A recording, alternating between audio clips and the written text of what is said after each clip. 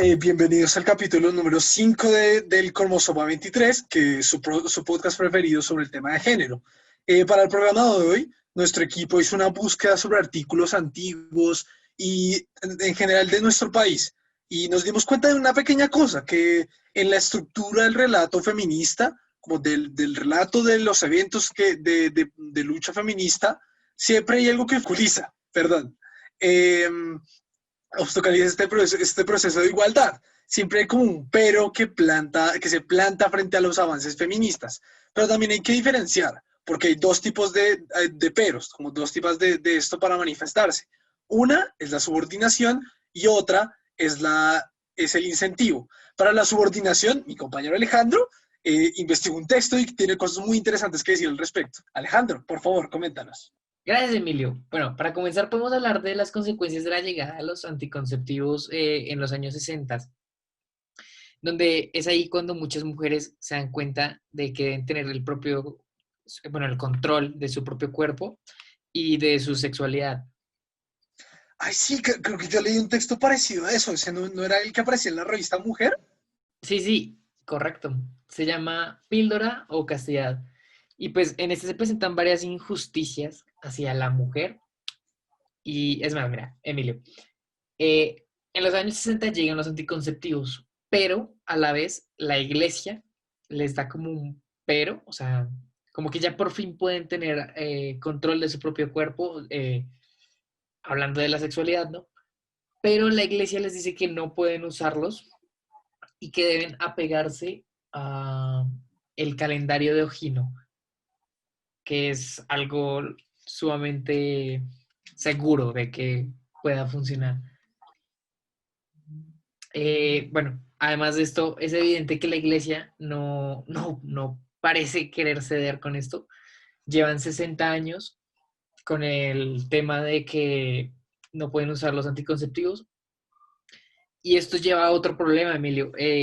Las mujeres que no pueden tener hijos debido a su problema económico no tienen más opciones. O sea, o tienen el hijo o se abstienen. Debido a que si siguen el No, calendario pero Gino, muy interesante eso. pues sí, es interesante, pero a la vez es como muy extraño, ¿sabes? La iglesia está ahí como poniéndoles el pero. Es más, mira, la iglesia en el texto dice que sí admite el placer dentro del matrimonio, pero no como único propósito final. Y esto es algo que se contradice a la vez con lo que te acabo de contar, porque entonces las mujeres que no pueden tener hijos debido al tema económico, pues entonces se perderían de este placer del matrimonio y es una injusticia para estas personas, ya que pues se podría solucionar con cualquier método anticonceptivo. Ahí dices algo, no sé. Ok, sí, lo veo. O sea, pues igualmente es que yo estuve leyendo otro artículo distinto que era del 44 sobre los derechos de la mujer en Colombia. Era escrito por Rosa Rojas Castro, que no sé si te suena, pero era la primera abogada de Colombia. Era una pionera en la educación femenina. Uy, ¿y este caso qué decía? Pues es que la cosa es que el texto se refiere a una ley de 1853 en la que se decía que los ciudadanos varones granadinos que sean o hayan sido casados o sean mayores de 21 años, solo ellos eran los que podían hacer cosas. Pero pues evidentemente como esto no era como gusto de las mujeres, como aquí se estaba segregando a las mujeres, a los menores y a la gente sin patrimonio. Pero como ya después de eso se logró como un avance en el que un precepto constitucional en el 36, 1936, decía que, pero la mujer colombiana mayor de edad puede desempeñar empleos que lleven anexa autoridad o jurisdicción en las mismas condiciones que desempeñarlos exija la ley de los ciudadanos. Pues esto que es que, pues, por finalmente la mujer podía tomar cargos que tuvieran jurisdicción o autoridad, que era algo como súper impensable para la época, pero hay que tener en cuenta que esto igualmente tenía tiempo de atraso con países como Inglaterra Claro, o claro. Austria. Canadá u otros países extranjeros. La cosa que señala el texto es que a pesar de estos avances, como que igualmente la mujer seguía teniendo graves obstáculos y dificultades, como, como el cargo ya era legalmente posible de acceder, como que la mujer ya podía acceder a esos cargos, pero igualmente se dificultaba mucho porque seguía habiendo como ciertos tipos de discriminación y otros problemas que dificultaban la entrada de la mujer. Eh, lo que pasa es que aquí, como en esta estructura, podemos ver como que si hay un progreso feminista, sí sucede, pero se le impone un pero porque la sociedad igualmente no avanza tan rápido como avanza la legislación. Entonces, sigue habiendo discriminación, sigue habiendo segregación, a pesar de que la ley ya en cierta manera lo avanzó, como tiene como cierta ampliación. Entonces, lo que pasa es que como sigue habiendo, estamos entrando como este pero en el que simplemente se está intentando que la mujer avance, así como avanzó, según menciona el texto, para el reconocimiento intelectual, porque como sabemos, la autora es una de las pioneras, pues fue la primera abogada en Colombia, es una de las pioneras en la educación de la mujer. Entonces, como si ella lo logró, es que ya están habiendo avances. Y la cosa con estos peros que se presentan, con estos graves obstáculos y dificultades que se muestran, no son para parar, no son para decir que el avance de la mujer no sirvió, sino para decir que es un paso dentro de los muchos que se tienen que dar. Claro, claro. Ah, ahora hablando de legislación, aunque tú mencionas que es un primer paso, igual siguen habiendo estos obstáculos, ¿no? Pero es algo que se debe superar. Yo te tenía otro caso antes de pasar a nuestra experta. Ah, claro, cuéntame. Mira que se sale un poco del tema, pero en el texto decían que en 1971 375 mujeres conocidas de Alemania dijeron que habían intervenido voluntariamente su embarazo. Claro, esto provocó que las mujeres como que dijeran como, uy, pues hay que hacer algo, ¿no? Lo que pasó, por así decirlo, fue que 85,000 personas firmaron para poder abortar, ¿no?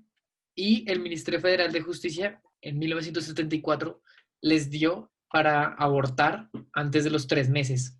Sin embargo, ahí llega el problema, ¿no? Como que después les ponen un pero y le dicen que esto va contra la protección de la vida y el Tribunal Constitucional declaró que esto no era compatible y obligaron a Bundestag pues que aprobaron una ley mucho más restrictiva que la que ya tenían. No, sí, o sea, sí estamos como totalmente de acuerdo en ese tema. Claro. Bueno, igualmente, como tú ya mencionaste antes, para finalizar nuestro programa tenemos la intervención de una experta, también en uno de los textos que se relaciona mucho con nuestro tema, y es la mujer en la sociedad moderna. Bueno, hola Laura, perdón por retrasarnos. ¿Cómo te encuentras? Cuéntanos qué tienes que decir al respecto de este tema. Primero quiero agradecer a Alejandro y a Emilio por invitarme a su programa. Me da mucho gusto estar aquí. Me parece muy importante todo lo que han mencionado acerca del tema. Es fundamental respondernos el por qué en el debate de la igualdad de géneros no se ha podido llegar a una conclusión. Como bien se menciona en el texto de Soledad Acosta de Samper, el que menciona Alejandro de la mujer en la sociedad moderna, la mujer tiene que coger las riendas para poder abrir paso a la revolución moral que la sociedad necesita. La mujer es un individuo ejemplar lleno de virtudes, que a pesar de haber tenido una educación tan básica, es capaz de vivir sola sin la dependencia del hombre. Ella lo que necesita es dejar de seguir la corriente masculina. Teniendo en cuenta lo que menciono de la educación, quiero resaltar lo que sucede en la lectura de contextualización Las mujeres en la historia de la educación, donde listo, antiguamente eran contadas las mujeres que tenían acceso a la educación, ya fuera por circunstancias económicas o por la ideología cultural. Pero entonces se les abrió la oportunidad de estudiar y al mismo tiempo al llegar a la vida laboral, Vuelven y se les cierran puertas porque solo se les permite o entrar a cargos de secretarias o de empleadas. Estos son los tipos de obstáculos que aparecen en esa tesis que ustedes mencionan. Además de que esto se sigue repitiendo en la actualidad, ya sea en los salarios o en otras oportunidades laborales. Gracias, Laura. Y es que tu intervención nos da la cereza sobre el pastel. Todos estos ejemplos muestran que el relato de la lucha feminista siempre ha tenido peros y probablemente lo siga teniendo, ya sea de subordinación o de incentivo para seguir progresando. Lo importante es tenerlos presentes, ¿cierto, Emilio? Sí, no, o sea, es que siempre hay que tener en cuenta que hay que avanzar, que solo hay que contrastar la situación, por ejemplo, del texto de Alejandro, del texto de Laura, para tener en cuenta que en la situación, en nuestra situación actual, igualmente ya se ha avanzado. Como puede que nuestra situación no sea perfecta, pero no es comparable con lo que ha sucedido en el texto de Alejandro, como por ejemplo con los anticonceptivos, o en mi texto con esto de el cargo jurídico. Y con eso podríamos concluir nuestro programa de hoy.